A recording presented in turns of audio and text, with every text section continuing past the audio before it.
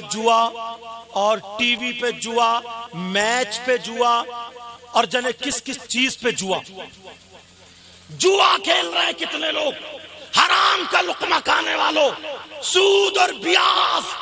نبی فرماتے ہیں، آقا فرماتے ہیں، بہنیں بھی سنیں، آقا فرماتے ہیں، اللہ کہتے ہیں سود اور بیاس کا جو گناہ ہے، اس گناہ کے جب حصے کیے جائیں تو 70 حصے۔ کتنے حصے بولو؟ 70 حصے ہیں، اور ایک حدیث میں 73 کا ذکر ہے۔ 70 حصے، اتنا بڑا اتنا بڑا اتنا بڑا اتنا بڑا، سمجھانے کی وجہ سے کہہ رہا ہوں۔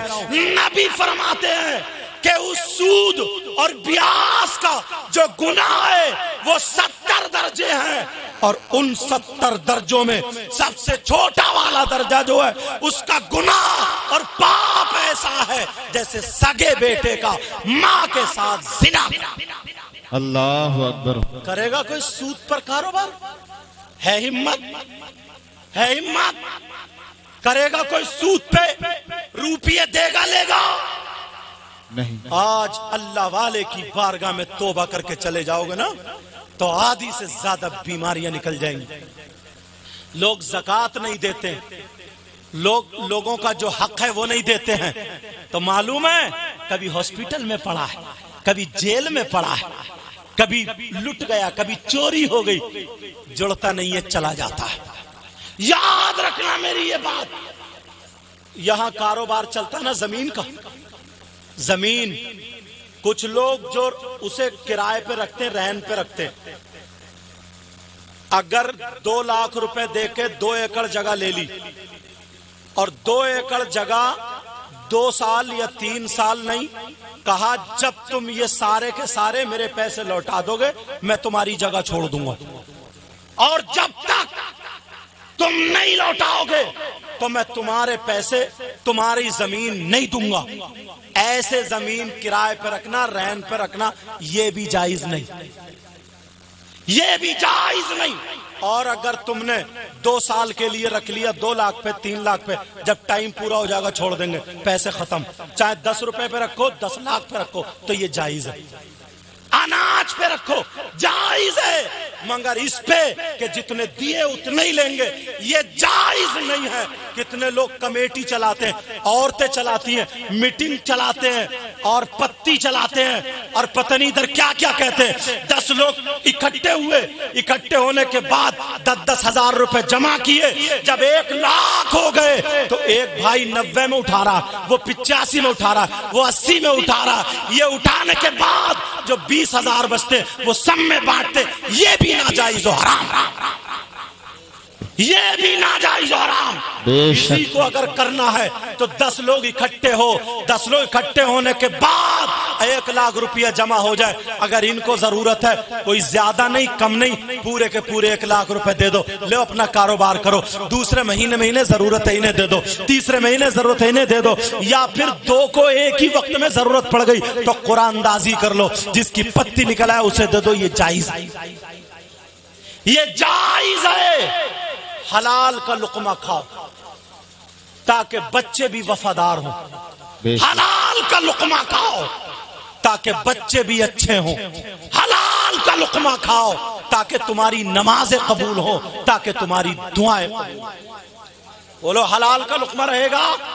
اللہ والوں کی بارگاہ میں یہ بھی سبق ہوتا تھا۔ آخری بات بتا رہا ہوں اور ختم، آخری بات، کسی کو اگر میں 1 پیالہ بھر کے، 1 پیالہ یا 1 گلاس اگر پیشاب دوں تو وہ پیشاب پیے گا؟ بولو نہیں پیے گا۔ کیوں نہیں پیے گا؟ اس لیے کہ وہ ناپاک نجاست ہے جی۔ 1 درہم سے زیادہ اگر کپڑے پہ لگ جائے تو کپڑا پاک کرنے کے لیے دھلنا ضروری ہے۔ پیشاب ناپاک ہے اس لیے نہیں پیے گا۔ اس کے وہ منہ سے اللہ کا نام لیتا ہے، رسول اللہ کا نام لیتا ہے، ناپاک چیز نہیں پیے گا۔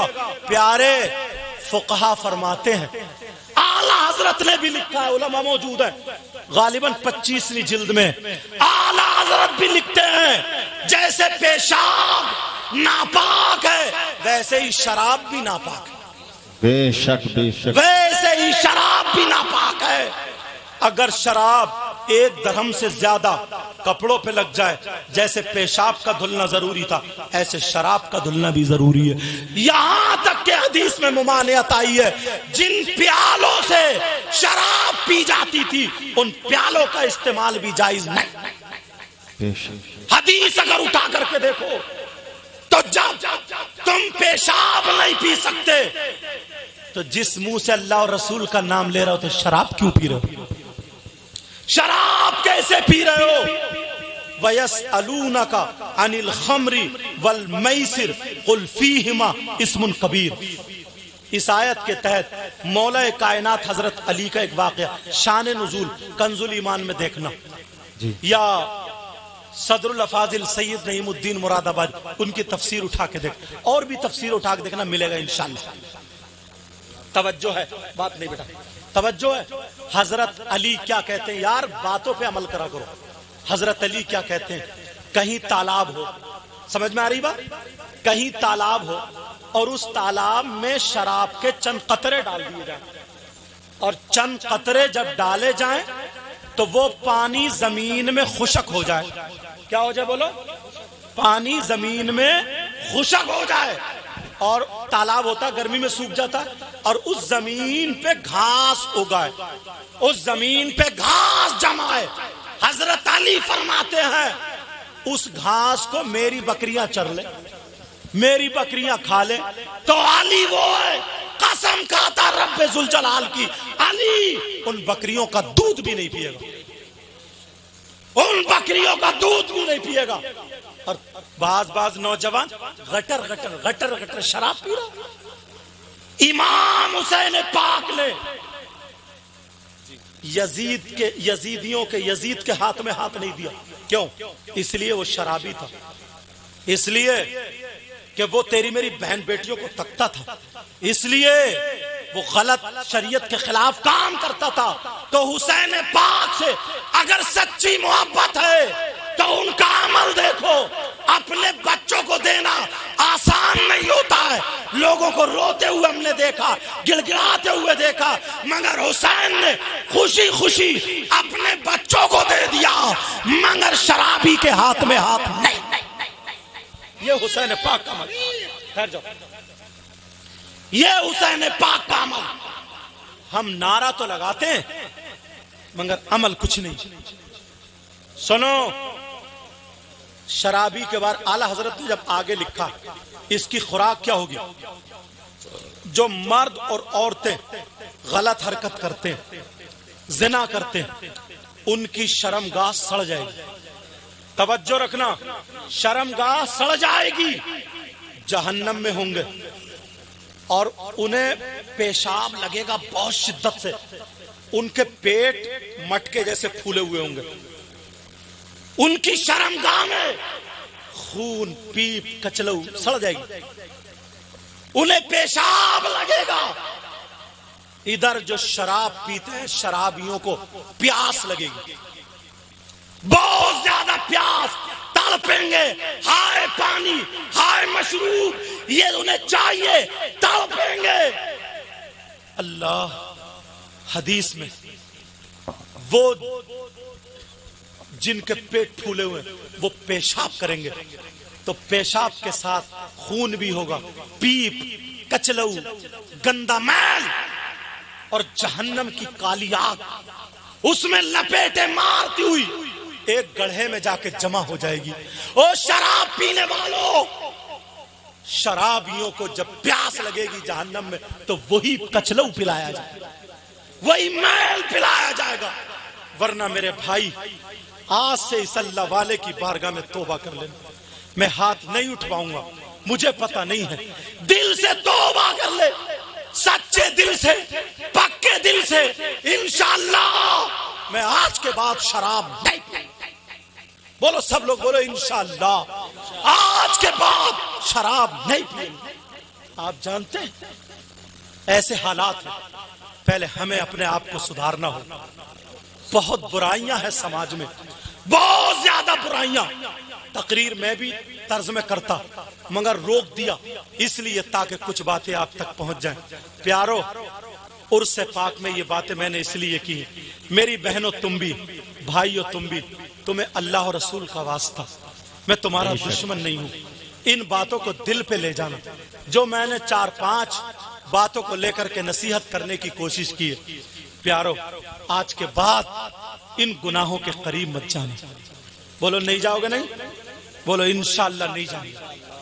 اور نمازوں کی پابندی کرنا. تیری میری بہن بیٹیوں کو مت تکنا. تمہاری شان کیا ہے یار. پہلے لوگ اگر جھوٹ بولتے تھے تو یہ کہتے ارے مسلمان ہو کے جھوٹ بول لیا.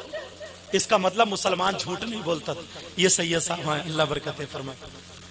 کارے مسلمان ہو کے تو یہ کام کر رہا، مطلب یہ جو مسلمان ہے وہ غلط کام نہیں کرتا.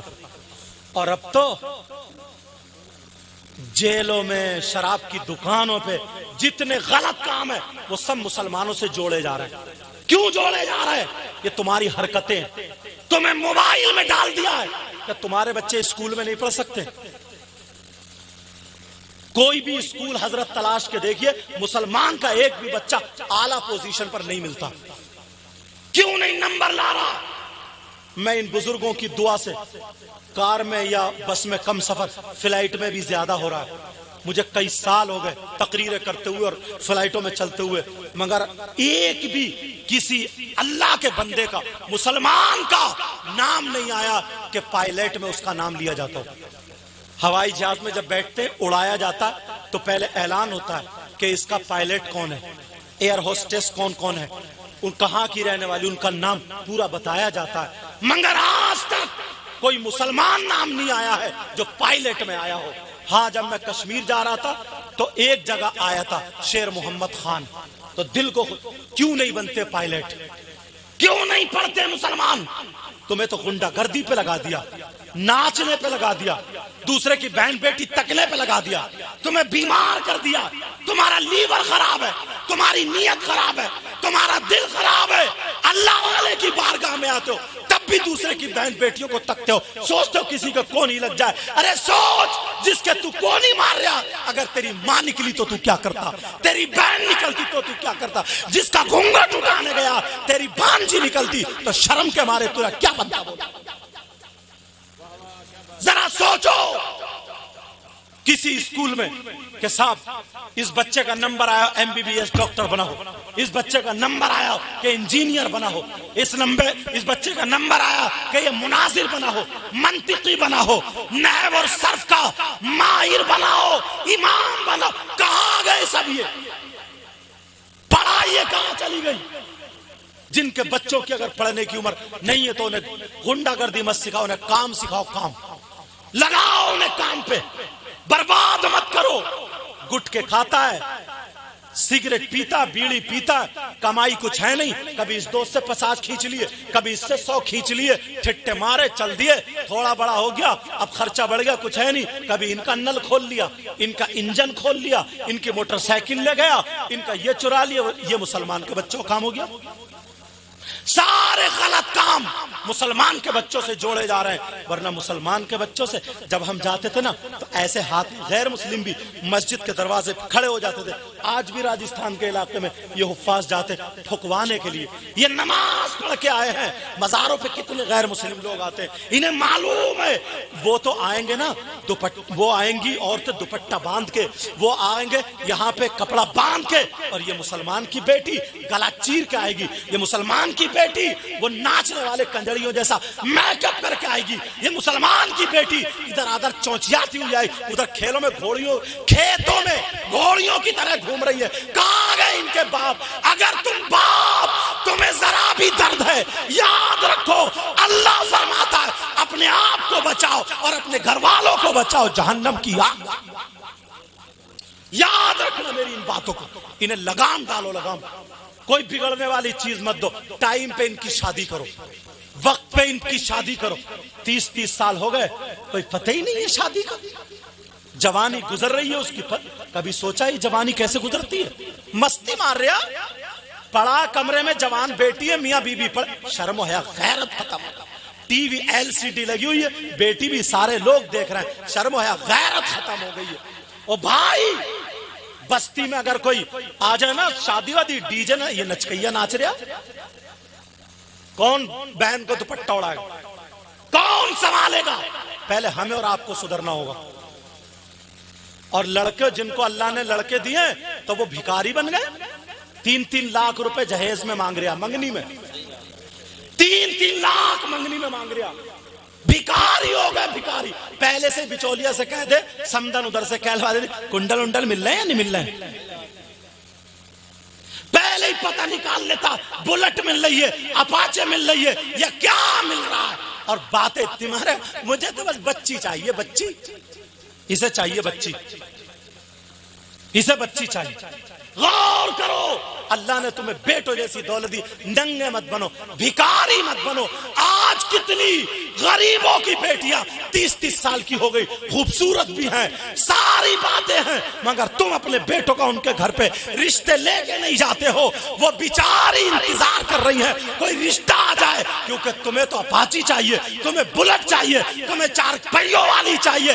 یاد رکھو یہ دولت یہی رہ جائے گی، تمہارے کبھی کسی کے دینے سے پور نہیں پڑ سکتی ہے. اگر تم غریب کی بیٹی کو لاؤ گے اللہ راضی ہو جائے گا، دولت سے تمہارا گھر بھرائے گا.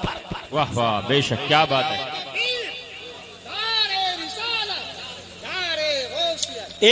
ایک بات تھوڑی ہے، اگر تقریر بڑھتی چلی جاتی ہے. اتنی بیماریاں، اتنی پریشانیاں. پہلے لڑکے ماں باپ کے کہنے سے شادی کرتے تھے. اب تو یہ ماں ہے ماں کٹوانے کی. یہ ماں اپنی 3 بیٹیوں کو سجا کے بنا کے شادی میں اس لیے لے جاتی ہے لڑکوں کی نظریں پڑے پھر میرے گھر رشتہ ہے. کیا تمہارا طریقہ ہو گیا؟ اللہ نے جنہیں بیٹوں کی دولت دی ہے اللہ کا شکر ادا کر کے غریب کی بچی، نمازی، قرآن پڑھنے والی، پردے سے رہنے والی گھر کی بہو بناؤ. اپاچے بلٹ تو نہیں لائے گی مگر سیدہ فاطمہ کا طور طریقہ ضرور لے کر کے آئے گی، اور تمہیں آرام سے روٹی کھلائے گی. اللہ بھی راضی، رسول اللہ بھی راضی. بولو آج سے ان باتوں پہ عمل کرو گے؟ نمازوں کی پابندی کرو گے انشاءاللہ. اور جن بہنوں نے، جن بچیوں نے میری تقریر سنی ہے، جی ارے یار وہ لڑکی ہے جو آدھا جسم دکھا رہی ہے، کتوں کی طرح بھاگی پھر رہی ہے، ایسی کپڑے پہنے پڑی ہے کہ لا حول ولا قوت، اسے تم لڑکی بولو گے؟ عورت کے پاس سب سے زیادہ قیمتی چیز کیا ہوتی ہے میں بتاؤں؟ اس کا سونا چاندی نہیں ہوتا، جی جی، ہیرے جواہرات نہیں ہوتے ہیں. عورت کے پاس سب سے زیادہ قیمتی چیز اس کی عزت، شرم و حیا، غیرت ہوتی ہے. جی غیرت ہوتی ہے. جس لڑکی نے غیرت بیچ دی اب اس کے پاس کوئی چیز نہیں رہی، کوئی چیز نہیں رہی. جس نے اپنی غیرت بیچ دی ہے. اگر میری آواز ان بچیوں تک پہنچی ہو آج کے بعد ایسے کپڑے جن سے نماز نہیں ہوتی، آگ لگ جائے، آگ لگا دے ان کپڑوں میں، جسم پہ نہ ڈالے. دنیا والوں کو بتا دے جو ہماری عبادت میں رکاوٹ ڈلے، مسلمان کی بچی کبھی اسے جسم میں نہیں ڈال سکتی ہے. ہم پہنیں گے تو ایسا پہنیں گے جیسے غوث پاک کی بیٹی نے پہنا ہے، جیسے غریب نواز کی بیٹی نے پہنا ہے، جیسے اللہ والوں کی بیٹی نے. بے شک. اللہ تعالیٰ مجھے بھی عمل کی توفیق عطا فرمائے. بہت ٹائم ہو گیا میں نے لے لیا، معاف کرنا. اللہ مجھے بھی عمل کی توفیق عطا فرمائے، آپ کو بھی عمل کی توفیق عطا فرمائے. اللہ والوں سے محبت کیا کرو، پکی سچی محبت کیا کرو. میرے ساتھ میں سب لوگ کلمہ شریف پڑھیں. پہلے توبہ کے کلمات پڑھی، استغفر اللہ ربی من کلی ذنب واتوب الیہ. کلمہ شریف پڑھیں، لا الہ الا اللہ محمد الرسول اللہ وما علینا الا البلاغ. السلام علیکم ورحمۃ اللہ وبرکاتہ. نہیں